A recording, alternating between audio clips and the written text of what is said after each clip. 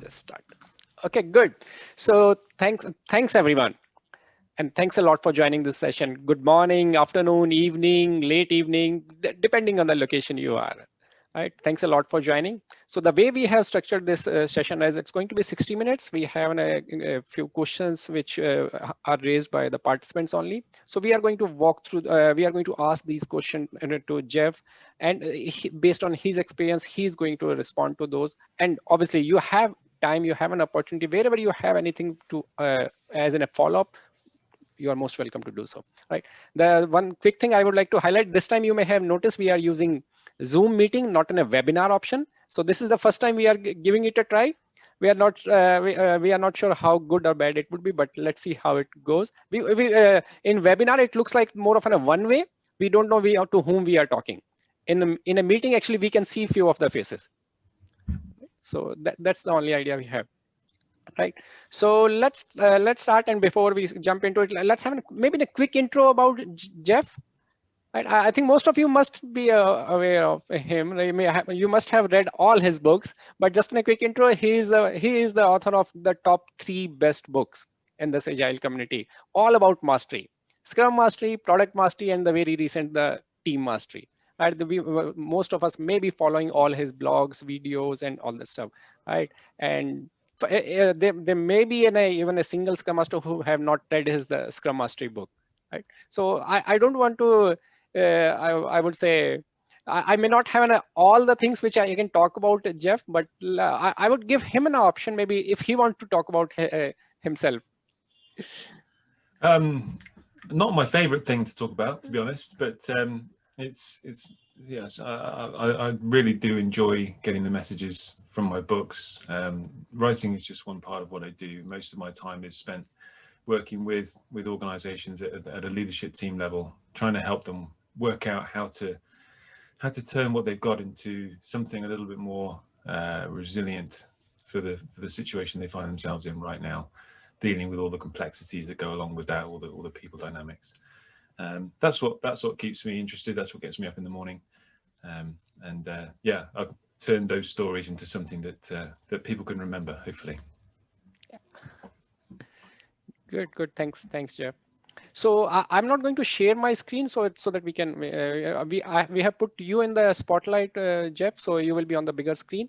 Right? Okay. So all of you should have that link which for the questions deck. In case if you don't, I will paste it again. But let's start with the very first question, right? The very first one. And I don't know who asked it, so I don't want to. So the teamwork, right? Everyone know that teamwork is a very relevant competitive advantage. But why still so many organizations fail to create great teams? What is your thought on it? So my thoughts are based on my experience, which are that the word team is used a lot more than it's due within organizations. So I see a lot of groups of people that really aren't. And so they're not really given the chance to develop all the bonds and all the awareness and the personal levels of commitment and accountability that go into making a really successful team. There's a lot of changing around. So you see a lot of people moving from group to group, team to team. And that always breaks the flow up quite a bit. That team then has to reform. And one of the biggest things that I don't really think gets enough credit in the changes that Scrum really focused on is the idea around a cross-functional team. So I've been part of component teams, I've been part of groups, I've been part of cross-functional teams, and one of the big differences around cross-functional teams is they have the ability to deliver end-to-end value. And there's very little else that I've experienced that cements that feeling of team than actually as a group being able to take a problem and see it through and solve it together, not having any dependencies outside of their unit. And so that cross-functional nature where you can have that end-to-end autonomy is a massive part of it. So I think you see that you've got a much greater chance of having a team. And for most organizations, getting from where they are to a fully cross-functional team with the very holistic definition of done takes quite a bit of time. That's quite normal. There is an evolution rather than a revolution there.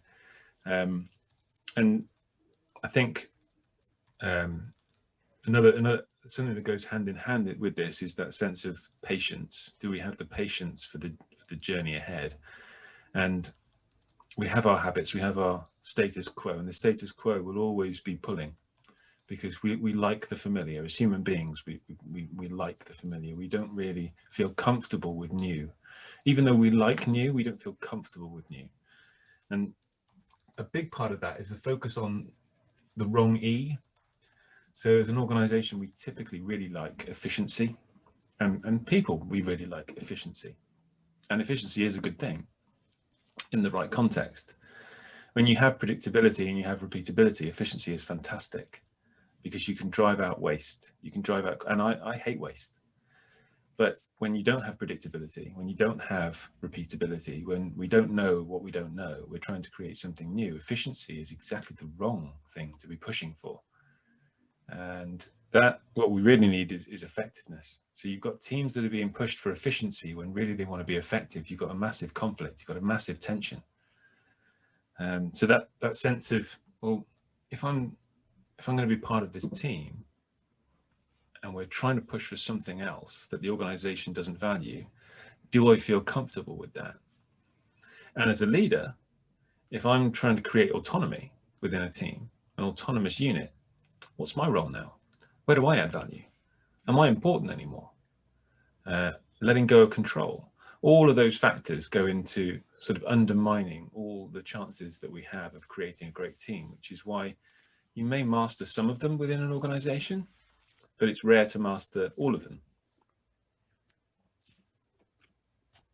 Yep. That's what do you true. think? Yep. I think I agree, but I would like to ask others. Anyone would like to add or comment anything here?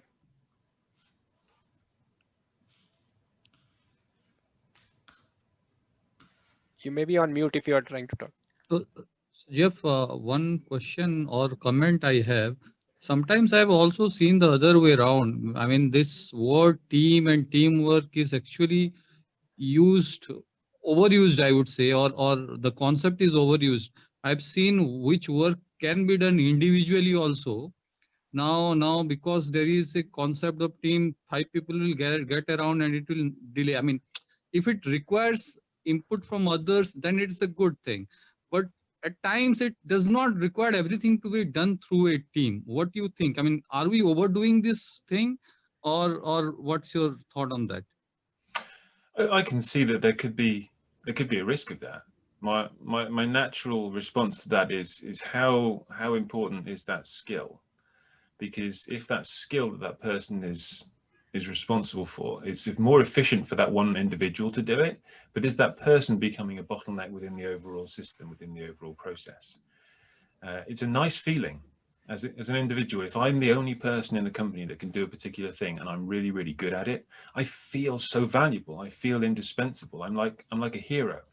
And I know that, I'm so secure in my position, but the organization itself is to a degree being held to ransom.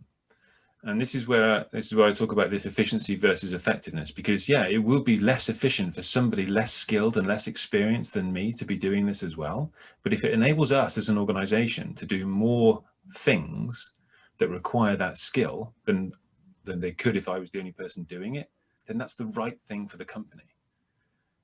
That's effective. It's not efficient, but it's effective. And I get the anxiety, I get the uncertainty, I get the vulnerability that comes along with that for that particular individual. And it is scary, because it feels like I'm putting my job at risk. But ultimately, I'm putting my company at risk if I don't, which is putting my job at risk. Yep, good. So, just in a follow up to that, I think that's our second question. It's more about the individual versus the team, right? In any agile transformation or organization, we are talking about that cross functional work, right? But there will always be some skills which are very niche, right? Maybe the security, maybe performance, or maybe some hardware stuff.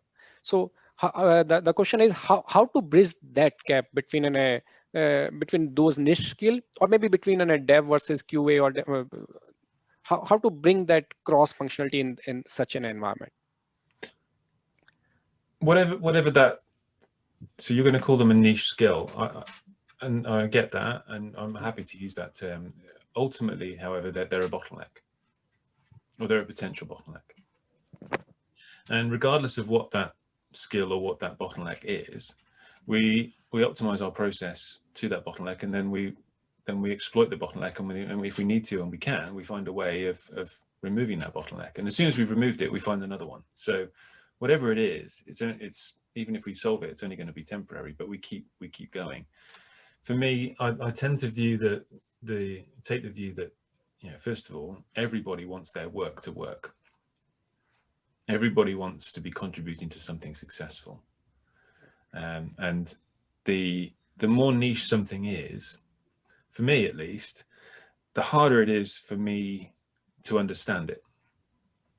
If someone in my team has a real specialist skill. Now, I was told once by someone I consider to be quite wise, that if you can't explain what you do to a 10-year-old, then you don't really understand your job. And I like to think that that's quite an important part of what I do, is helping people explain what they do to other members of their team. Because knowledge is the first step, awareness is the first step.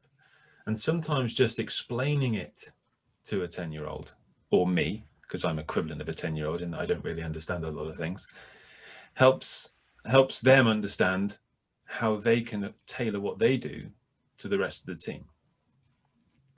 And really that's the first step for me. So regardless of how niche it is it important for us? Would we as an organization get value from being more effective in this area? Being able to increase throughput in a particular skill set than we currently have? Is this a bottleneck for us? If it is, then we need to figure out how to be more effective. And that's as simple as it gets. Yes, it's going to be tricky. Yes, there will be skills that will be a lot more difficult to do. But I also view the fact that if we don't do it, if it's needed and we don't do it, there's somebody out there that is. Yep, that's true. That's true. So it's shall we call it as a niche skill, or shall we call it as a bottleneck? Yep, that's good.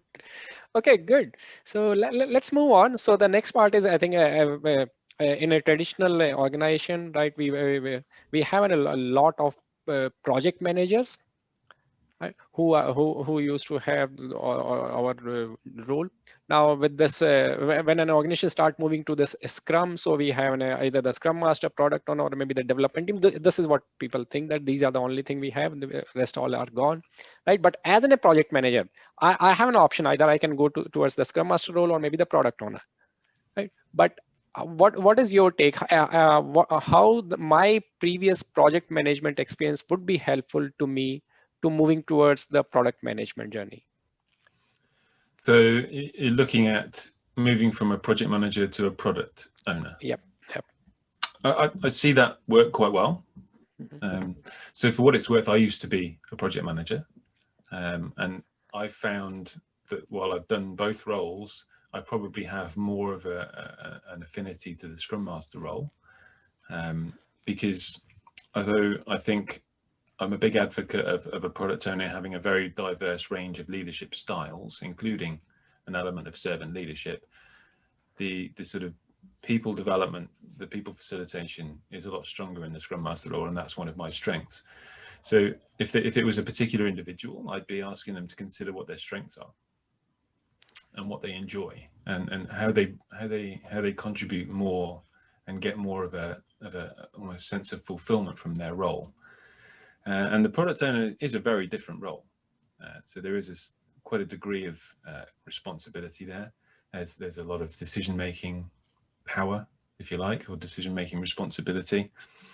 They're needing to make some pretty tough calls. They're going to have to manage a lot more conflicting personalities, if you like. So while a Scrum Master is going to be facilitating a cross-functional team who all have different experiences and mindsets and backgrounds. They all have a common goal. The product owner is working with people who aren't necessarily sharing a common goal, because they have their own objectives and agendas as stakeholders. So stakeholder one, they may win by stakeholder two not getting what they want, and that's a different challenge for a product owner. Being able to read and analyze market conditions, being able to work a lot more with ambiguity and make decisions with incomplete information. These are very different skills.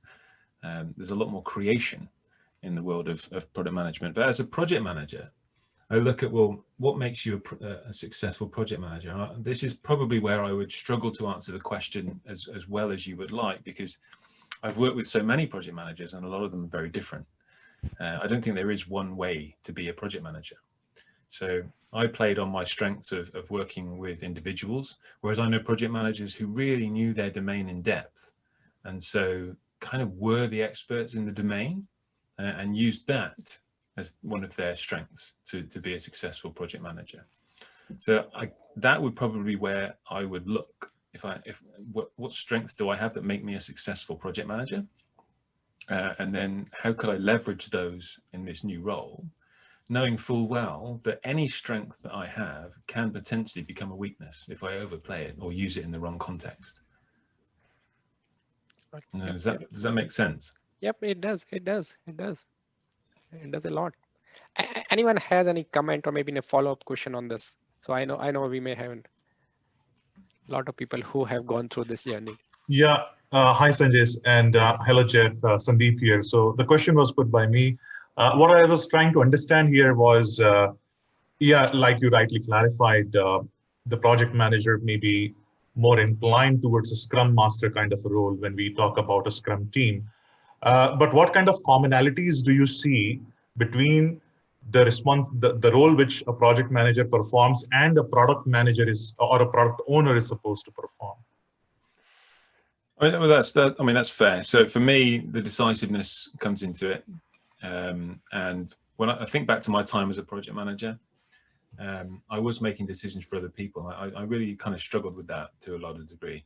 So a lot of my time was spent trying to get people on board and helping understand what the right decision was. Whereas as a project manager with more domain knowledge, I might not need to do that. I think about dependencies.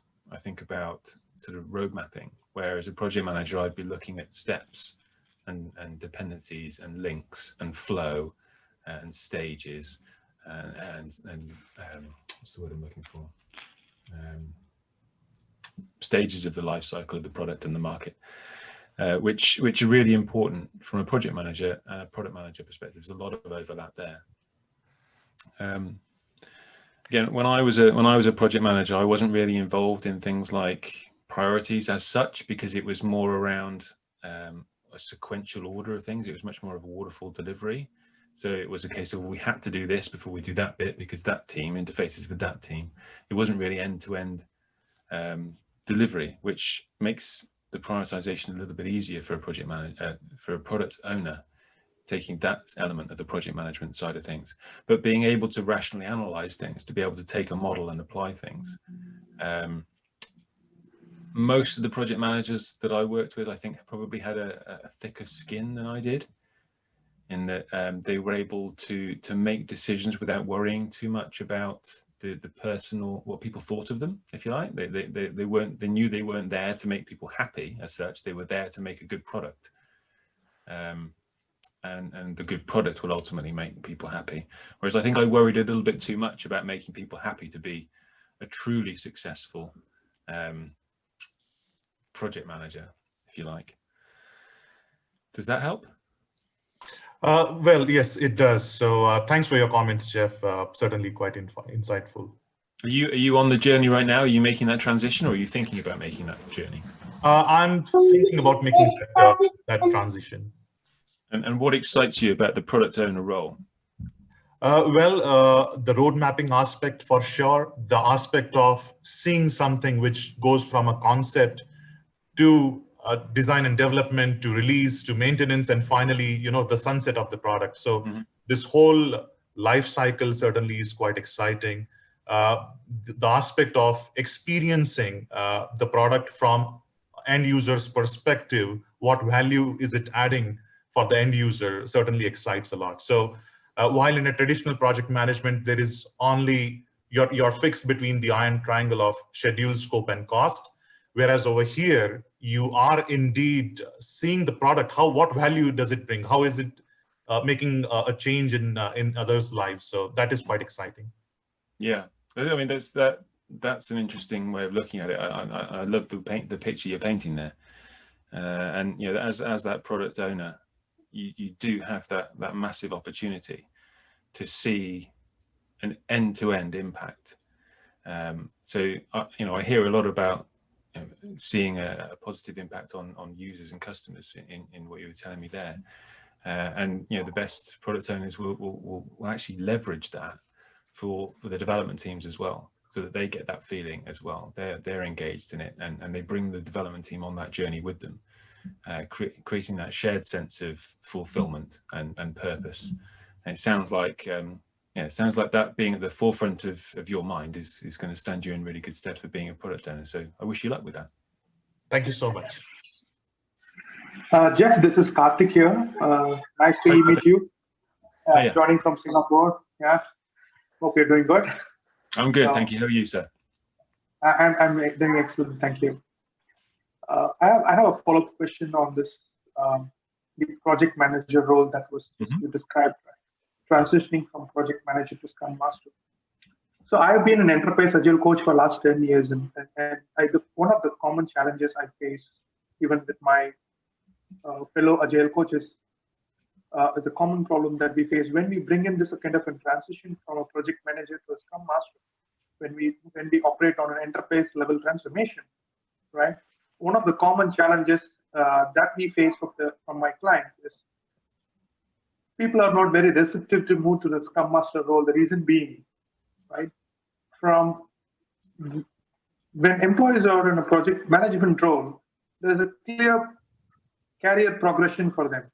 Like they know what is next that they have to look for, right?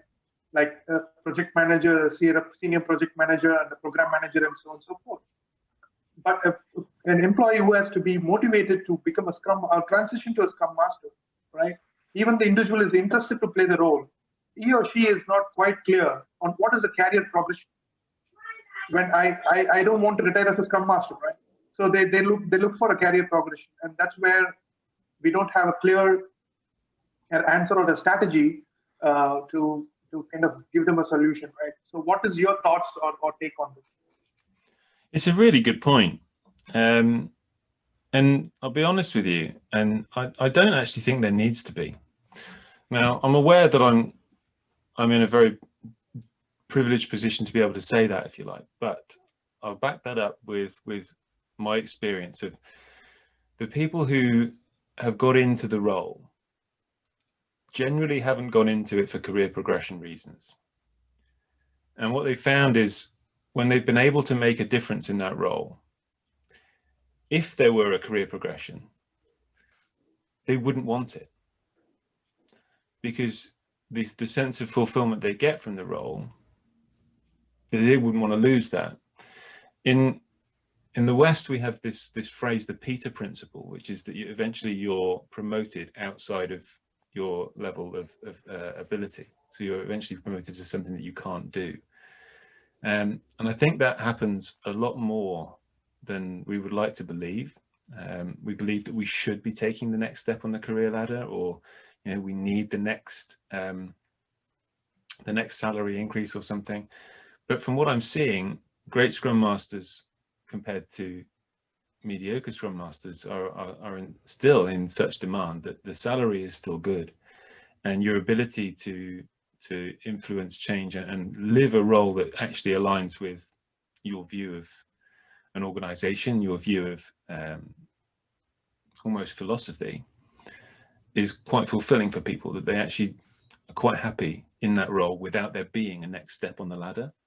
For me, the next step on the ladder for a lot of these people is finding a different industry and expanding their view of the world, like that. So going from banking to pharmaceuticals or what have you, just being a Scrum Master in different places. I said it's very easy for me to say that, but I think from what I've seen, that seems to be an interesting one. Those that are interested in a career progression, perhaps those are the ones that end up taking an agile coach role because they believe that's the next step for them. Good. I think we have to move on. So please hold on for your question for now. Right? And let's move to the next one. And I hope this helps you, Karthik. Okay. So what do you think? What do you see the future of this thing called as an agile or Scrum? What do I think of the future of Scrum? Yeah. What do you think the future of Scrum? Is it some? I think someone has noted it like that. Is it something like in a short-term winter season as we have in India, or is it in a long-term summer season? Well, I think when I speak to a lot of people, when I speak to people, a lot of them tend to say this Scrum thing makes sense because it was something that we were doing before we knew it was called Scrum. So it's a common sense response to a complex problem. So that I think it speaks volumes that as long as there is complexity, there will be a need for something like Scrum. Whether it's called Scrum in 15 years time or not, I don't know. But you'll look back and you'll think, yeah, this is quite similar to what we were doing when it was called Scrum 15 years ago. What I see is as the complex becomes more understood, then the need for Scrum reduces. So as we do more of the same complex stuff, we're able to use guides, get good practices, experience a little bit, and we don't need to innovate as much. But there will always be something else that needs innovation. So for me, I can't see complexity going away. So I can't see iterative, incremental, cross-functional teams going away. Whether or not it's called Scrum is another matter. But that's kind of my view. I'd be interested in Gunther's view on this because he's... Yeah, very much in line, by the way. And when I started working at Scrum.org several years ago, back in 2013, was also one of the things that Ken and I talked about, and you've known Ken also very well. And it was one of Ken's questions, and sort of in line with what you say. I don't know whether it will still be called Scrum, but in a way, I don't know, because we've all seen hypes. So one of the things I used to say also, Scrum is not a hype just by referring to the sort of the birth date. I think 1995, can you still call it a hype when it's still around and growing and expanding in and beyond software development? That's one aspect.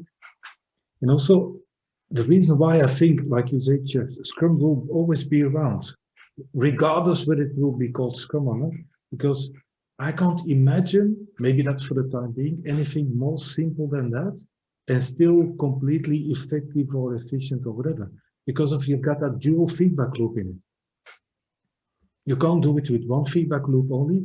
You can add feedback loops on top of that, depending on situation, but it can't get a lot simpler than this and still give you some control and focus and so on. So whether it will be called Scrum, I don't know, but what I've seen in the past 5, 6, 10 years even, we've seen things coming up, scaling stuff, frameworks, different names, DevOps, the Spotify model.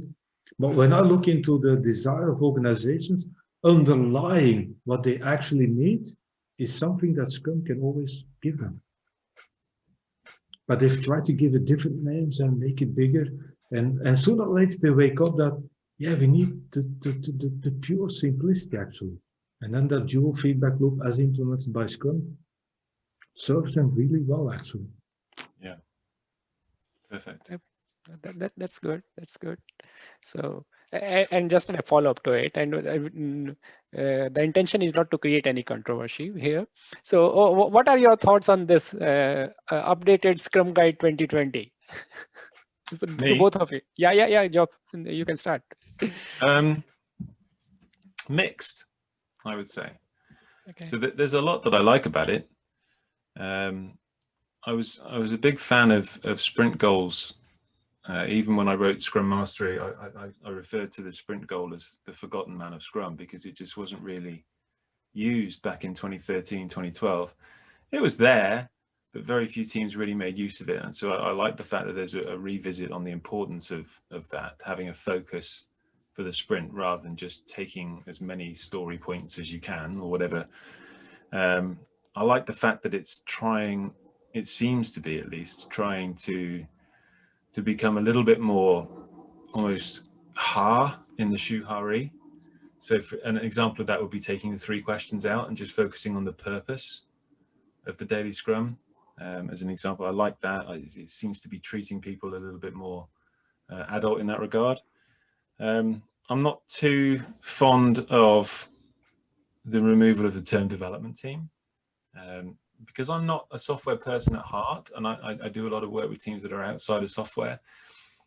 I'd sort of managed to, and this is just something that I'm going to have to adapt to really, is, you know, I've got my way of explaining that when we say developers, it's not software developers necessarily, because it's a development team. It's a team of people who are developing the product. I had that sort of explanation worked out pretty well, but now we don't have this concept of development team. We just have developers. I think it brings that focus a little bit too much back to software again, which is a little frustrating for me. But the biggest thing that I suppose disappointed me was the choice to remove the term servant leadership from the Scrum Master role. And okay, it's not that they've necessarily moved away from the theory underpinning it, talking about a true leader who serves. For me, servant leadership is a really fascinating and powerful theory, and something that's got many years underpinning it. And yeah, I think that was a shame, because I think, you know, the Scrum Master was the one role in the last 20-25 years that had come out and been explicitly around servant leadership. And, you know, I remember speaking to Ken a long time ago, and he deliberately used a provocative term, not provocative in I want to upset you, but a weird name, because he wanted to generate a little bit of attention about it and just make a point that it is different. It is different to anything that we've ever had before, and it's different for a reason.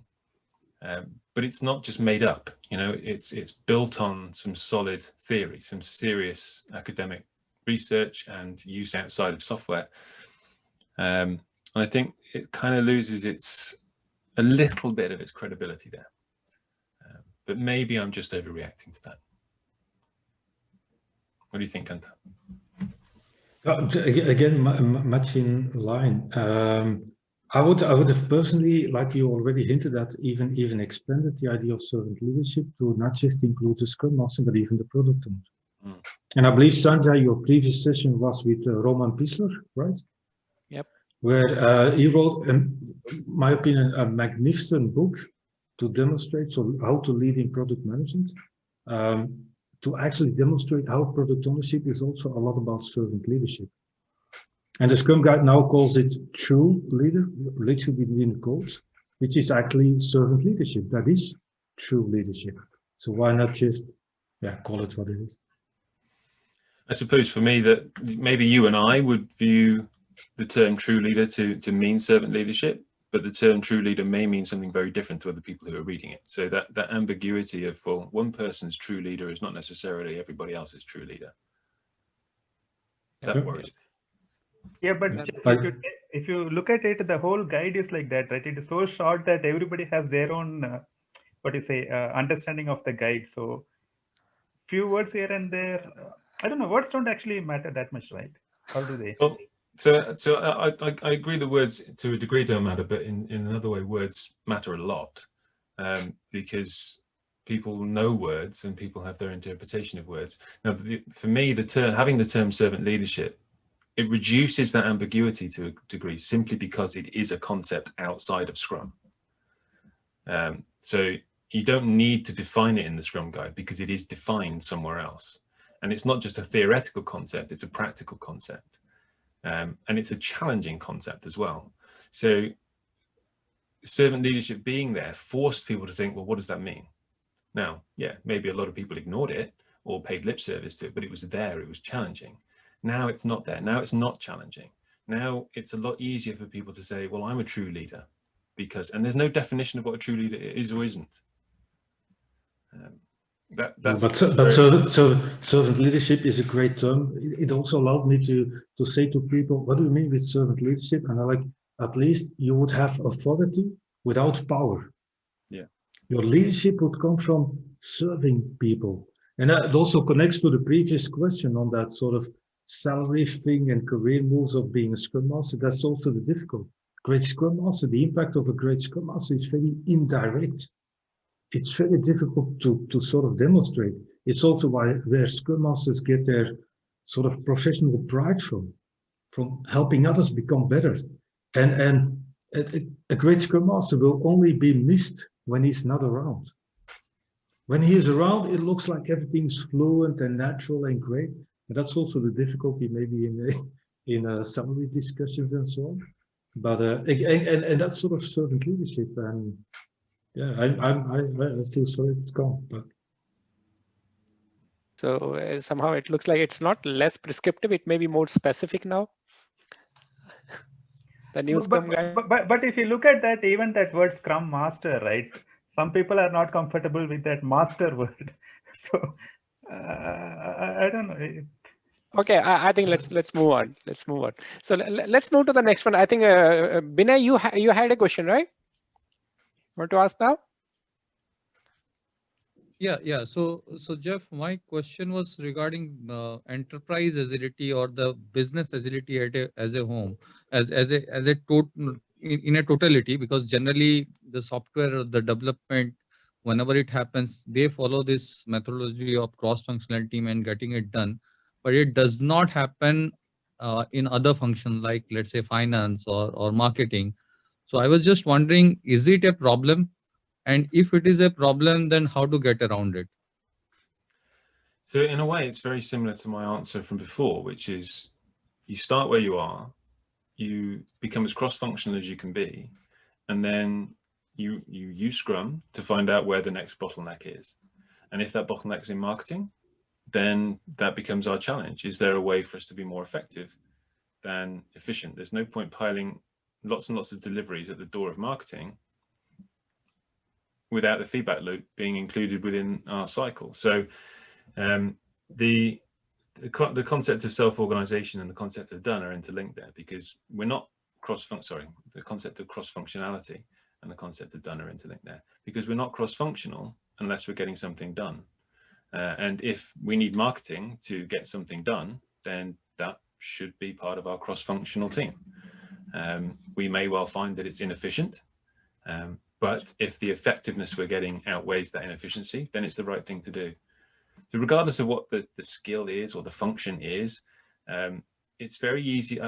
It's very easy for a technical team to be able to say, you know, everything within our remit, we're cross-functional, we're done, but we're not done because we need this thing from this part of the organization that isn't operating in this way. So we need them to change. Well, I can't make anybody else change, but I can produce something that somebody else might want. So if I can create a way of working that makes it better for that part of the organization to work in a different way so that they can consume value sooner and more regularly, then that's probably what I need to do. Stop asking them to change, but give them something that they want. That's the natural process that I've seen from organization to organization. And the more it becomes seen as we in this part of the organization are doing this and you need to do this, the more resistance you get. It's just like telling my kids I want them to do something. They'll deliberately do something else or not do it, right? Because they want their autonomy. They don't like having their independence compromised and challenged. But if I can create something where they would want to do something, then we're both going to win.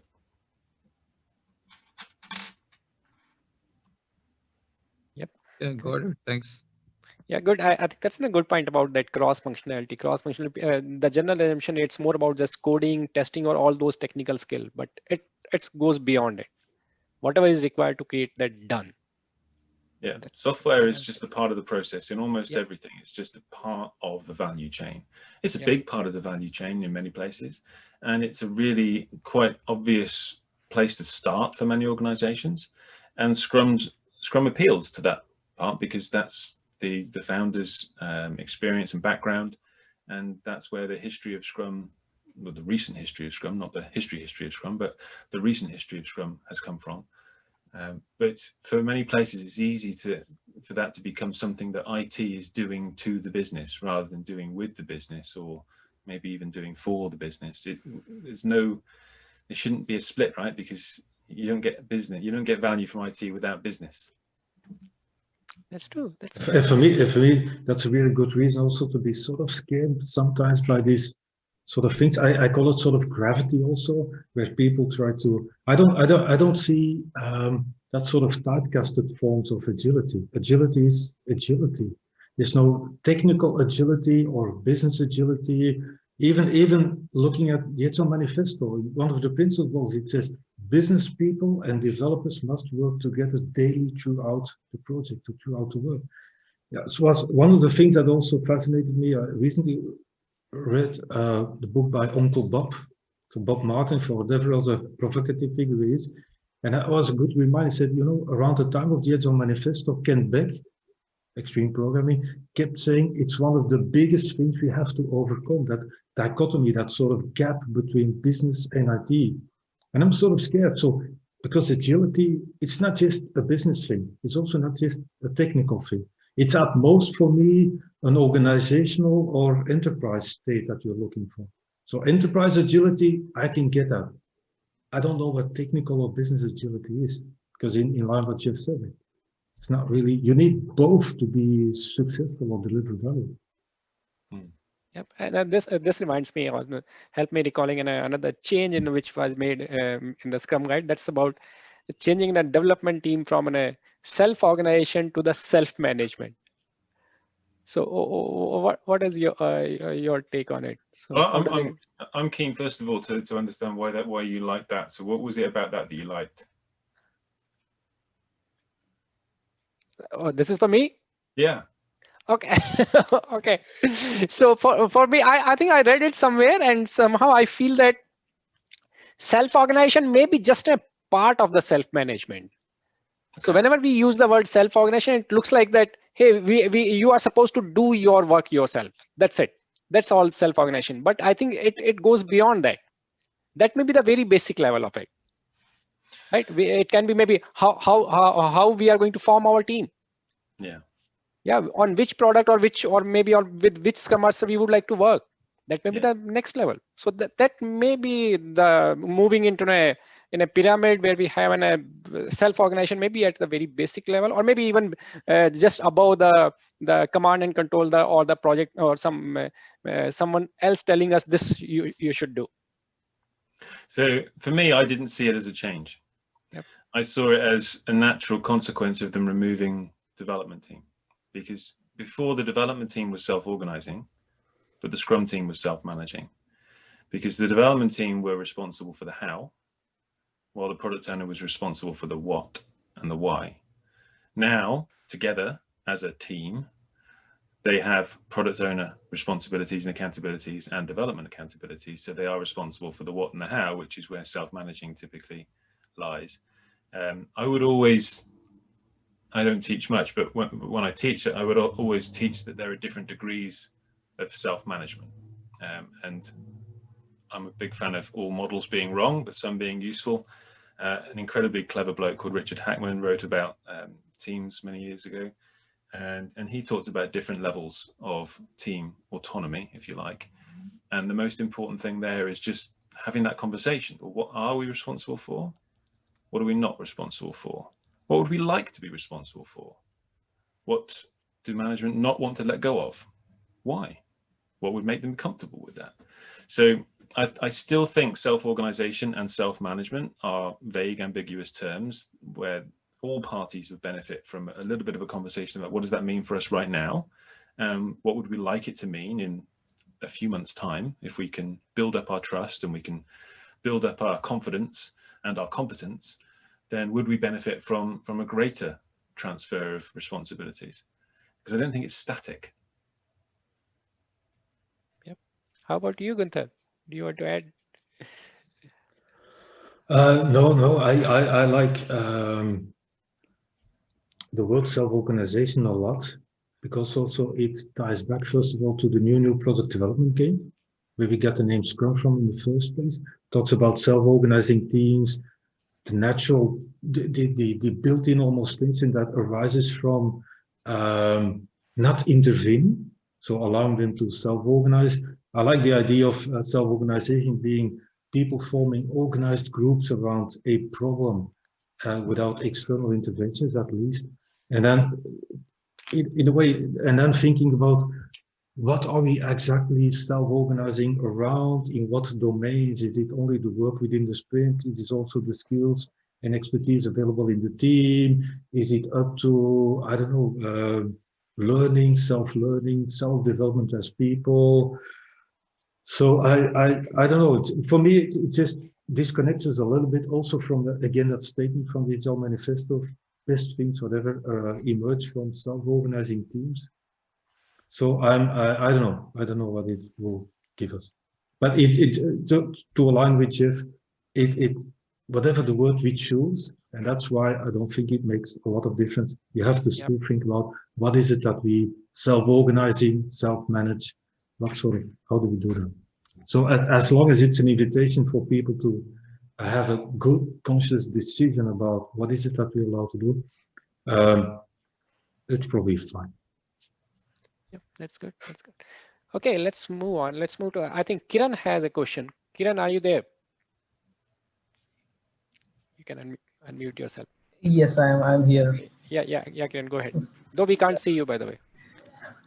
Yeah, that's fine, I guess. So, I mean, it's great to see all the stalwarts here, Gunther, Geoff, and you, Sanjay. So, but the question that I had was, since Geoff had experience with both the Scrum Mastery side of things and the product ownership side of things as well. So in his experience, what was more difficult to achieve in terms of the mastery? Was it people mastery or was it product mastery, and why is that? I'm thinking on my feet now because I've never really thought of that before. I don't think there is a difference, because I think just mastering anything is very, very difficult and takes a significant amount of time and discipline and reflection. I think if you found the role that plays to your strengths, then it would be easier than trying to master a role that didn't play to your strengths. So I've known some people who have tried one because they had something that they liked about it, realized that actually they would be better at something else. And so their overall journey to mastery has been longer because they tried down one path and then they went back down another. But I think, if I was to suddenly start playing tennis and playing golf, then my time to mastery would probably be about the same, relatively. But actually what it takes to master both things might be different, if that makes sense. Yes, Geoff. So one of the questions that was underlying this question was, when you spoke about the mastery in one particular aspect. So there are also advocates talking about T-shaped skills, right? So do you think this is different in such cases? I would say, again, just speaking instinctively, I would say no. I would say that that's effectively mastering being part of an agile team. So it would be mastering something, and becoming T-shaped doesn't mean that I need to be an expert in 6 or 7 different skills. It just means that I need to be to some degree aware of them, perhaps even be able to have a conversation about them. Maybe I could do some of them to a degree. So it's not necessarily about mastering multiple things. It's mastering the balance between my area of interest and specialty with a broader awareness and understanding to help the team in that context. So there's almost a plasticity of my brain to a degree, which I think we all have, certainly to enough of a degree to help us fit into that.